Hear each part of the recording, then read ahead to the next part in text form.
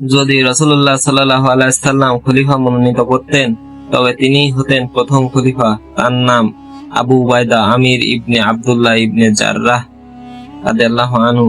এই মানুষটা ছিলেন উম্মতের আমিন, বদর, উহুদ, খন্দক সহ সব যুদ্ধে অংশগ্রহণকারী। আর যিনি শহীদ হন প্লেগে আক্রান্ত হয়ে, তবুও শেষ নিঃশ্বাস পর্যন্ত উম্মাহর জন্য কাজ চালিয়ে যান। আবু উবাইদা রাদিয়াল্লাহু আনহু কুরাইশ বংশীয়। বাল্যকাল থেকেই তিনি পরিচিত ছিলেন সত্যবাদিতা, বিশ্বাসতা ও নম্রতার জন্য। তার ইসলাম গ্রহণ করেন ইসলামের প্রথম যুগে দারুল আরকাম এ গিয়ে গোপনে নবী সাল্লাল্লাহু আলাইহি সাল্লামের দাওয়াত গ্রহণ করেন। তিনি ছিলেন প্রথম 10 জন সাহাবীর একজন যারা ঈমান এনেছিল এবং যাদের জীবনভর ত্যাগ তিতিক্ষায় কেটেছে। বদর যুদ্ধের ময়দানে মুসলমান ও কাফির উভয়ের সামনাসামনি যুদ্ধ। আবু উবাইদা রাদিয়াল্লাহু আনহু যুদ্ধ করছেন। একসময় তার সামনে দাঁড়িয়ে তার নিজের পিতা, অর্থাৎ ইসলামের শত্রু ও মুশরিক বাহিনীর একজন সেনাপতি। আবু উবাইদা রাদিয়াল্লাহু আনহু মুখ ফিরিয়ে বারবার দূরে সরে যান, কিন্তু পিতা পিছু ছাড়ে না। শেষমেশ ইসলাম ও সত্যের পথে নিজ হাতে তাকে হত্যা করতে বাধ্য হন। এই হলো ঈমানের চূড়ান্ত পরীক্ষা। রাসূল সাল্লাল্লাহু আলাইহি সাল্লাম একদিন বললেন, প্রত্যেক উম্মতের একজন আমিন থাকে, আর আমার উম্মতের আমিন হচ্ছে আবু উবাইদা রাদিয়াল্লাহু আনহু। তার চরিত্র ছিল এতটাই বিশ্বস্ত যে ইসলামের শত্রুরাও তাকে বিশ্বাস করত। তিনি কখনো বিশ্বাসঘাতকতা করেননি, সম্পদের লোভ দেখাননি, জীবনে বিলাসিতা গ্রহণ করেন।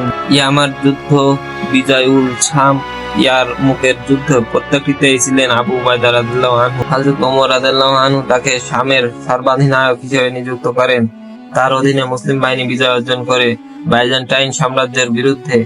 তিনি বিজয়ী হয়েও বিনয়ের চূড়ান্তে ছিলেন। প্রাসাদে থাকতেন না, বরং সাধারণ সৈনিকের সঙ্গে ঘুমাতেন মাটিতে। যখন রাসূল সাল্লাল্লাহু আলাইহি ওয়াসাল্লাম ইন্তেকাল করলেন, খলিফা নির্বাচন নিয়ে আলোচনা চলছিল। ওমর রাদিয়াল্লাহু আনহু বলেছিলেন, যদি আবু বকরকে না পাই তাহলে আমি আবু উবাইদাকে খলিফা করতাম। তার মধ্যে খলিফা হওয়ার যোগ্যতা ছিল, কিন্তু তিনি পদ চাইলেন না। তিনি চাইলেন শুধু আল্লাহর সন্তুষ্টি। 635 খ্রিস্টাব্দে শামের আমওয়াস নামক স্থানে প্লেগ দেখা দেয়। আবু উবাইদা রাদিয়াল্লাহু আনহু নিজেও আক্রান্ত হন। হযরত ওমর রাদিয়াল্লাহু আনহু তাকে বারবার চিঠি পাঠান, দয়া করে ফিরে এসো, তুমি উম্মাহর দরকার। কিন্তু তিনি উত্তর দেন, আমি আল্লাহর কাদার উপর রয়েছি, মৃত্যুকে ভয় করে। শেষ পর্যন্ত তিনি শহীদ হন। তার মৃত্যুর পর উম্মাহ কেঁদেছিল, কারণ আমিন চলে গিয়েছিলেন। আমরা যদি মুসলমান হই তবে হই বিশ্বস্ত, হই সত্যবাদী, আত্মত্যাগী। দুনিয়ার লোভ নয়, আখিরাতের শান্তি হোক আমাদের লক্ষ্য। আবু উবাইদা রাদিয়াল্লাহু আনহু আমাদের শেখান, নেতৃত্ব মানে সেবা, বিশ্বাস মানে আমানত। হে আল্লাহ, আমাদের আবু উবাইদা রাদিয়াল্লাহু আনহু এর মতো বিশ্বস্ত বানাও, আমাদের হৃদয়ে তার মতো দুনিয়া বিমুখতা দাও। আমিন।